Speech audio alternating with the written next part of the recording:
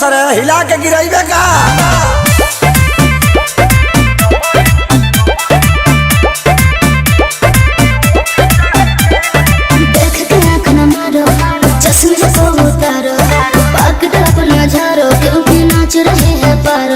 चिंता मत कर गढ़ा के फरहा में चलवानी आओ कुछ भी बोलते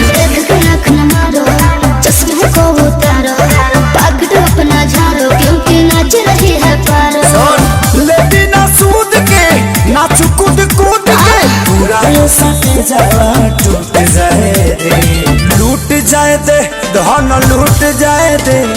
नमरी पघरी उठ जाए दे लूट जाए दे